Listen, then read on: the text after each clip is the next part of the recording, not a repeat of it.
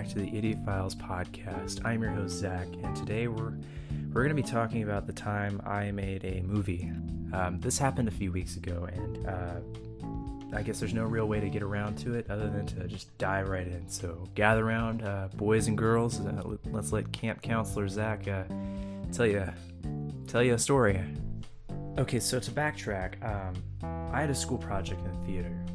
The school project being, I had to send a submission to a statewide theater contest.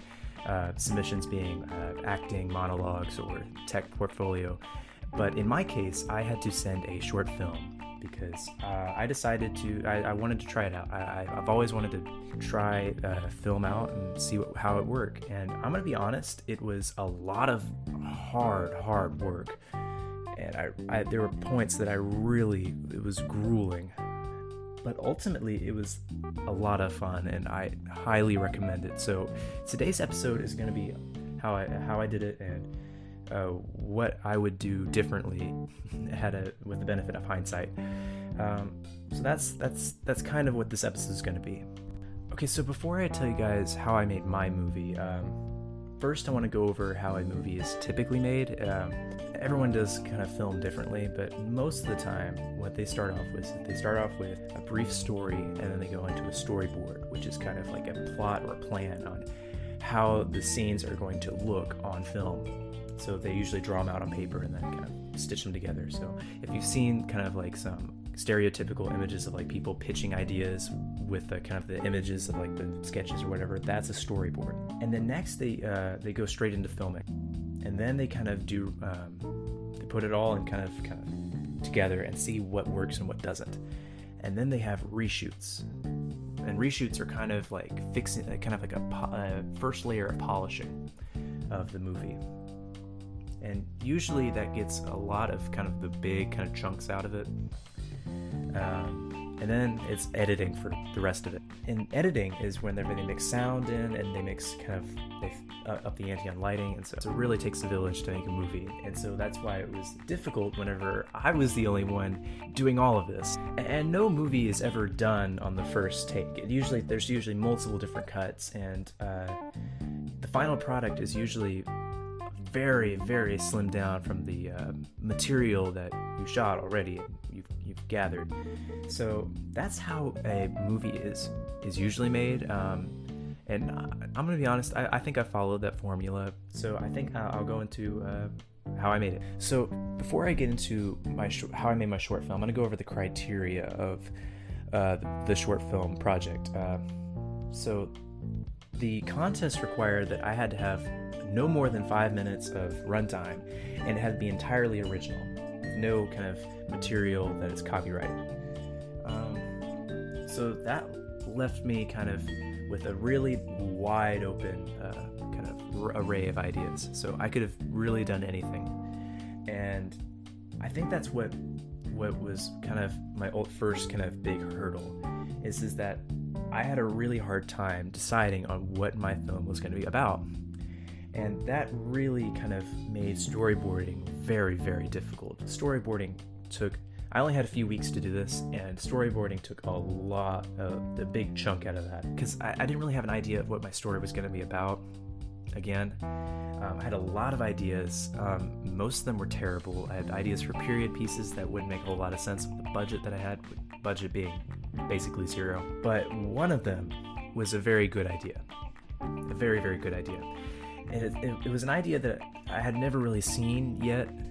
I tried to connect the ideas of the time that we're in, so the kind of stress and anxiety of the pandemic and kind of being isolated from everyone and feeling kind of like away from kind of normal society. And I tried to connect that with the stresses and anxieties of graduating high school and moving on to becoming an adult. Now, I really wanted to play around with it. And by that point, I had already had a few storyboards of some terrible ideas. So I really had to get on it, on the ball if I wanted to make this idea work. But now I had a surefire idea of kind of a theme that I wanted to go for. And once I had that, it all started kind of clicking. The story kind of started making more sense. I'm gonna go into my story now. So my story followed a high school graduate in the middle of the pandemic. So kind of following his journey as he just trying to figure out what he wants to be. He starts off kind of not really knowing what he wants to do, and the world is just telling him that the world sucks, and his friends are there for him, and they're adding to the stress by asking him what he really wants to do and not really helping him trying to figure out what he wants to do. And he finds himself kind of colleges are shoving their faces in his life, and he's just overwhelmed. He just ignores all of it. He lets the college papers pile up, and he's just at an abyss. He realizes that he has the confidence with himself to really kind of take the leap and become an adult. And the way I symbolized that is that at that point I had a high school yearbook, and I would have him look through his high school yearbook, and he would find all these memories of the awesome things he did in high school. And I'm gonna be honest, I just used theater for that because I had a lot of material for it, so I could easily use that as the memories. And so the memories are flowing back, and he's really kind of finding the confidence with himself to become an adult. And so it leaves us with this kind of point where he's saying goodbye to his high school life. He's accepting that he's moving on. And so the last the last kind of point was he takes a literal bow on stage. He takes a final bow. And I think that story really, it's a very simple story, but I think it lends itself really well to short film. So that's the story I came up with. It wasn't the best, but I think it could be really, really good. However, a big hindrance is that I'm pretty god awful at video editing, and mainly because I have very little experience, and I have no actual experience photography wise. Most experience I've had was just taking pictures of my dog. So that was going to be a real just journey to try and figure out how I'm going to kind of make my idea work. That's what I'm going to go into next, but I think first we should go to a word from our sponsors. So we'll take a little potty break and hear from them right now. So I know it's a bit difficult nowadays to, make a podcast, but what isn't difficult is to use Anchor.fm. That's Anchor.fm. My friends at Anchor do things a little bit differently. Anchor is a service that is totally free to start. It has lots of different creation tools that allow you to make and sell your own podcast wherever you want, even on your phone. That's right, your phone. The thing in your hand, the phone. Anchor allows you to also make money with no minimum listener requirement via sponsorships or, listener donations. Anchor also distributes your podcast for you to major streaming networks like Apple or Spotify. It is literally the one-stop shop for podcasters, so why not give Anchor a shot if you're interested in podcasting? That's Anchor.fm. Oh, by the way, I use Anchor, so that's just an idea. Anyway.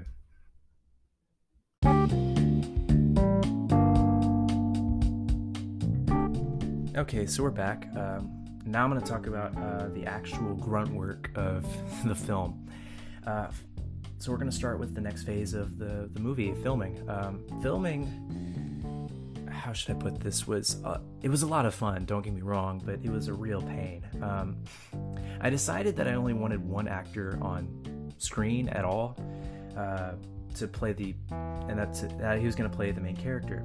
And I wanted to be that actor because I'm going to be honest, I wanted to shine. And that was both a benefit and a real hindrance. The benefit being that it really made the film feel personal, like it was a personal story about this one guy. At the same time, it was a real challenge to film because being an actor-director meant that I had to be on screen. And that meant that I couldn't be the one behind the camera. Filming took a long time because I would have to do one shot, and then I'd have to go to the spot that I taped off, make sure that I was in frame because I can't move people. I have to ask people to move me, which is a lot, act for a few seconds, look behind the camera to see if I was in frame or not, and if it was a good shot, and then do that again because there might be a better shot. And ultimately, it took a lot of time. That took a few weeks to do, mainly because I needed a lot of the shots at my school, which, by the way, the pandemic made shooting at the school fairly easy because there were no one in the hallways. So that part was easy, getting the access to the places.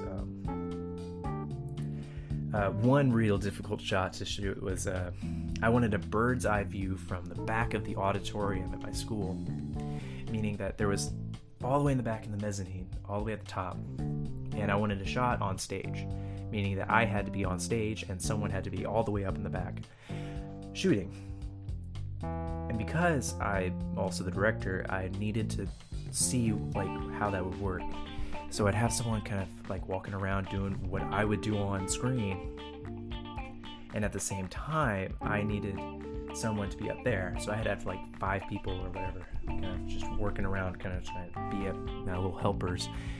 That made it a lot easier once people were done with their projects. Then once it was my turn to actually shoot, I'd have to run all the way down from the mezzanine all the way around to shoot my scene, and then run all the way back up and see if I got the shot, and do that again and again. It was a lot of going up and down stairs, and I'm gonna be honest, that's a first world problem, but it was a lot. However, I think that was one of the better shots in my film because we took a lot of time trying to make sure that I got the right shot, that my shots were very, very high quality, and I think that was a really good idea to just keep on going and keep on grinding. So that was filming, and I think it couldn't have gone better. Reshoots were a very it was reshoots, man. It was very hard because I put it all on my video editing software just to see what it would all look like, and it was kind of terrible. So I'd have to kind of just to play around with a whole bunch of other stuff just to make sure to make my story seem coherent, and it wasn't. So I had to do a lot of reshoots, and I think, and reshoots are kind of the saving grace of films. Reshoots are always a good idea because you're never gonna always get the best shot the first time or the 9th time. Sometimes the best shot will come during reshoots, and a lot of my shots were reshoots in the film. Editing, as we moved from reshoots into editing was actually not as difficult as it could have been. I'm not the best at video editing, but I used a software called Kdenlive, which made it a lot easier. This podcast is not sponsored by that, by the way. It's just, I just wanted to shout it out because it's good software. My software allowed me to kind of see both the shots as I'm cutting it, as well as kind of the transitions and how it would look. So the software made it a lot easier to kind of edit.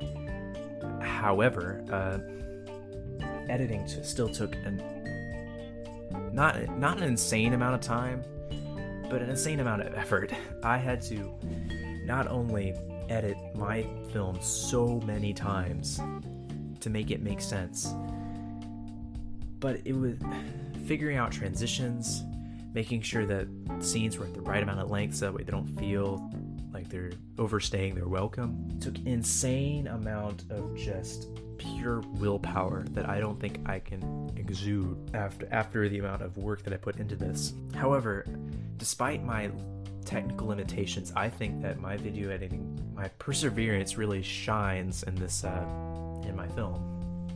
And then we've come into sound, and sound was very difficult because, again, I can't use anything from that is copyrighted. I had to use stuff that was in the public domain. I had to use all sound effects that were just kind of free and free to use and non-copyrighted. So I used kind of birds chirping for the beginning, and then a copyright-free alarm clock sound, and then I decided I wanted to use orchestral music to kind of hide the fact that my camera quality or my microphone quality was not great. So I stripped all the kind of background noise out of it and overlaid it with background music, so some kind of Beethoven and Mozart. And I think that lent it an air kind of mystique. It made the film look like it was kind of a story-like element. And I think that would really help me out, the orchestral music. And then at the beginning of the film, I wanted to kind of highlight a kind of isolation in the film. So what I ended up doing was I decided to record myself in the character of a newscaster saying like the world sucks and whatever. And I needed background music for that. And so I had to find more copyright-free news kind of stock background music. That was an alarmingly difficult thing to find. But ultimately I found one by some kind of copyright-free, royalty-free musician. And ultimately I think that gave it a sense of kind of isolation that I really needed. And then finally, at the end of the piece, I needed kind of something that tied the whole kind of idea of my themes together, of like kind of acceptance and whatever. And I decided I would recite Walt Whitman's "Oh Me, Oh Life." And if you remember from Dead Poets Society, that is when Robin Williams did his awesome kind of recital of it. And so it took me a long time to kind of do that kind of poem justice, but once I was able to get it, it was really good. It looked so good with the kind of montage of memories over and I think that really kind of tied my piece together, and I think that was probably one of the best parts of it. So yeah, that's the whole sound thing the sound elements that I used for my thing, and I think the sound really kind of masked kind of the editing limitations that were present in my film. Sound and editing and kind of my shot types. I think it really was kind of a unique feel to my film, and I think the judges felt that way too. So the way that my piece for the contest was judged, I had 3 judges, and they had a kind of a scale of how they would judge it. And ultimately, they liked my piece. They all liked it. But scoring-wise, I was just a hair shy of winning anything. So I didn't win anything, but I was really close to winning it. And they gave me some really good feedback. That they said that I was really good at choosing shot types, and my acting was really good, and my storytelling was fantastic throughout the movie.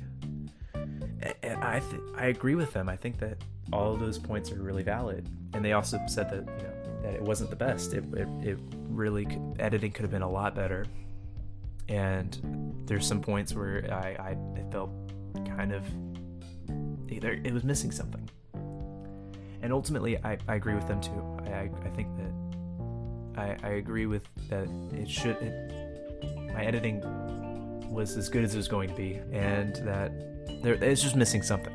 Now, if you were to ask me what I took away from this experience, I think I gained a lot of know-how on kind of my ability on perseverance. I think this really tested my patience, this film. If you set your mind to something, you can do it. It also showed me that I'm a better filmmaker than I thought I was.